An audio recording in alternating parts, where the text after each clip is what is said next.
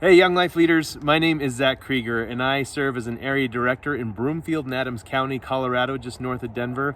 And I hope you're gearing up for a great Christmas. Every year for me, there's usually at least one gift that I love to make, and I just put my heart and soul into. And this year, it's going to be a gift for my mom. We have a family heirloom table that belonged to my grandfather's grandfather. And this thing is just starting to get old. The style is way out. But it's obviously not something that we just want to throw away. And so my sister-in-law and I this year decided, what if we could take that thing totally apart, cut it up, and then use the old wood plus some new wood and create a totally new table. And I'm so excited to give this to my mom. We've got all the pieces. Next week, we're going to start putting everything together.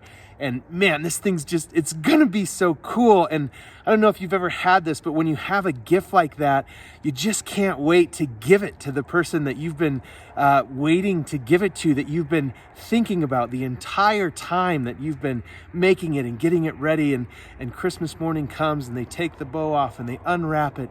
And that look in their face is just like, that's what I wanted for you. That's why I wanted to give you this gift. I'm so excited for that.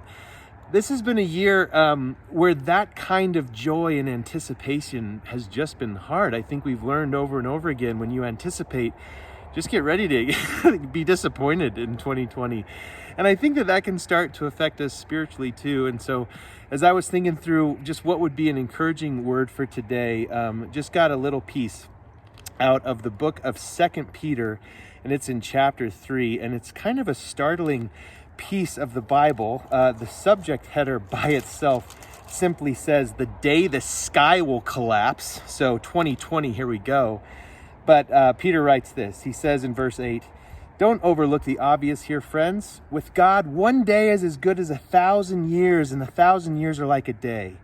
God isn't late with his promise, as some measure lateness. He's restraining himself on account of you, holding back the end because he doesn't want anyone lost. He's giving everyone space and time to change. And as Young Life Leaders, we know desperately we want to keep waiting for that last kid, that one who's right on the edge. Jesus, don't come back yet. They're almost there. Keep waiting, and it goes on. But when the day of God's judgment does come, it will be unannounced, like a thief. The sky will collapse with a thunderous bang, everything disintegrating in a huge conflagration.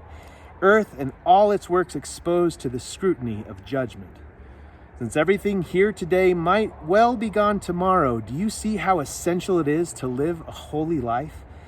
Daily expect the day of God, eager for its arrival.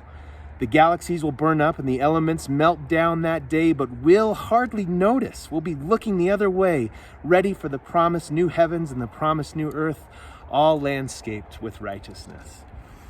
It's Christmas. This is a day that we've been celebrating for thousands of years now. It's a day where we look into the face of a God who's going, since the dawn of all things, I have been making this gift for you. I've been putting finishing touches on it every single day as I've gone into the workshop. I've had you in mind, and I've not been able to wait for you to unwrap it, to see that look in your face. I've made this just for you. On Christmas Day, 2,000 years ago, Jesus came, and heaven opened up as angels sang, as God himself beamed as the baby Jesus came on Christmas. And now, as Peter's saying here, now we wait. We're waiting every single day for Christmas 2.0 to come. We can wait with joy in our hearts, even when the sky is falling down, even when the earth is melting to nothingness. Our focus is on a God who's coming back for us, and that gives us all the hope in the world.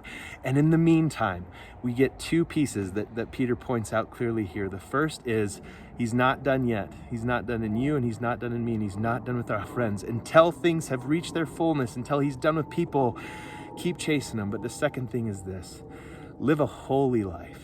Keep up the incredible work, the discipline, the goodness that you started chasing when you started following Jesus Christ. And in this season of Christmas, I pray that as you reflect back on a Jesus who came 2,000 years ago, you're equally excited for a Jesus who's still coming, and for a God who every day in his workshop is going, I can't wait for them to get this. Merry Christmas. Enjoy these holiday weeks and have a great start to your new year.